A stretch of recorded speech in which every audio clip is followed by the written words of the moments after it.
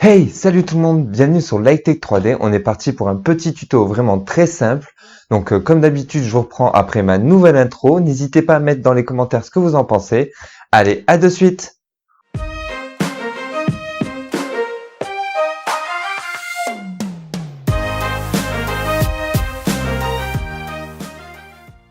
Alors dans ce tuto, vraiment rien de très compliqué. C'est un petit tuto qui va vous servir sur Cura. J'ai pas trouvé encore pour l'adapter sur Simplify 3D ou sur un autre slicer.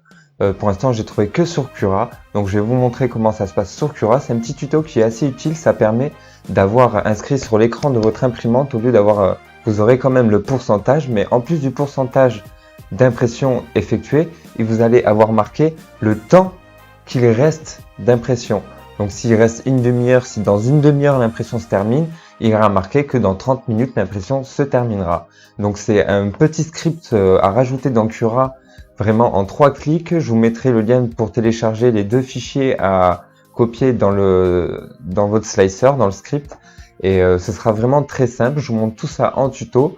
Donc je vous reprends de suite sur l'ordinateur. Allez, à de suite. Dans ce tuto, comme je vous l'ai dit, rien de très compliqué. Il va falloir déjà télécharger 2 petits fichiers que je vous ai mis dans le lien de la description. Moi j'ai mis le lien à copier-coller là, donc je vais le copier. Je vais ouvrir mon navigateur. Donc comme je vous l'ai dit, c'est vraiment 2 fichiers bidons à copier dans la racine du jeu de Cura, et puis voilà. Donc vous téléchargez ces 2 fichiers. Une fois que vous les aurez téléchargés, vous allez avoir donc, je vais fermer ça, je vais pas enregistrer, on s'en fiche. Vous allez avoir ces 2 petits fichiers là, qu'il va falloir aller implanter dans Cura. Mais pour l'implanter, il y a une petite particularité, c'est qu'il faut activer les fichiers cachés. Donc je vais vous montrer déjà comment activer les fichiers cachés. Donc vous allez aller dans votre poste de travail, en haut là, fichier, modifier les options des dossiers et de la recherche. Hop, affichage. Et c'est là, afficher les fichiers dossiers lecture cachée. Rien de très compliqué, hein. OK. Et après donc vous allez dans votre disque dur principal, utilisateur. Moi c'est Mathieu, mais vous ce sera ce que vous avez nommé votre ordinateur. Après c'est App Data qu'il va falloir aller. Roaming, et là vous cherchez votre Cura. Vous prenez la version de Cura la plus récente que vous ayez, et il va falloir l'implanter donc dans le script. Vous voyez, moi je l'ai déjà fait, ils sont là. Une fois que vous avez implanté ça, c'est fini. Vous pouvez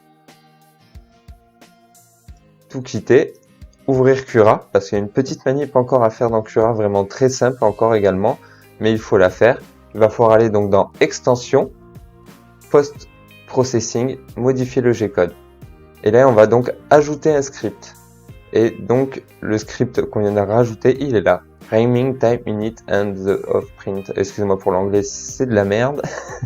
Mais voilà, vous l'activez. Et là, il va falloir changer la valeur. C'est pas 1.0 qu'il va falloir mettre, mais 0.935. Vous fermez. Vous lancez votre slice comme vous faites d'habitude, hein, avec vos paramètres comme d'habitude, ça change rien. Vous lancez le slice, vous le mettez sur la carte SD, et après, donc je vous reprends dans 2 secondes devant l'imprimante pour voir ce que ça aura changé donc à l'impression. Donc, enfin, pas à l'impression, sur l'écran à l'imprimante. Et voilà, l'impression a commencé, donc je vais vous montrer dans un instant ce que ça donne. Donc rien de très compliqué, vous voyez, c'est très simple, juste 2 fichiers implantés, une manip à faire dans Cura, et c'est terminé. Donc je vous montre de suite ce que ça donne.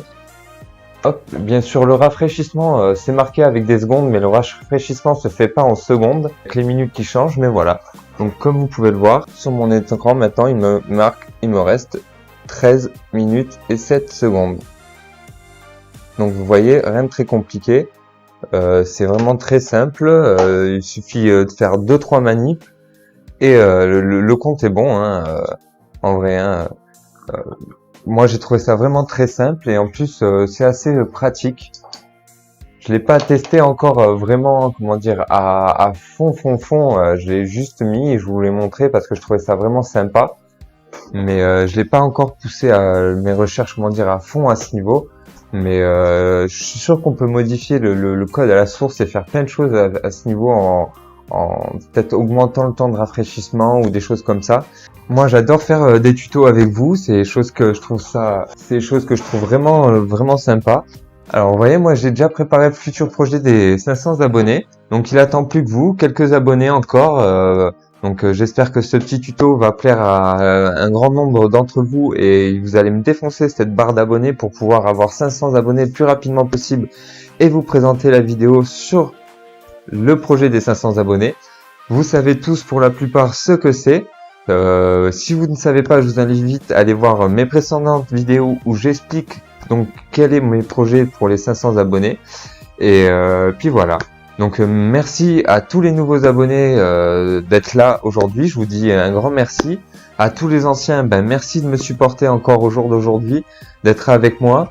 Défoncez la barre des commentaires. Dites-moi ce que vous avez pensé de la petite nouvelle intro que j'ai fait. On se voit dans une future vidéo pour encore des tutos et plein de trucs sympas ou le futur projet des 500 abonnés, j'espère. Je vous vois dans une autre vidéo. Je me répète beaucoup et allez, c'est fini, on coupe parce que c'est terminé.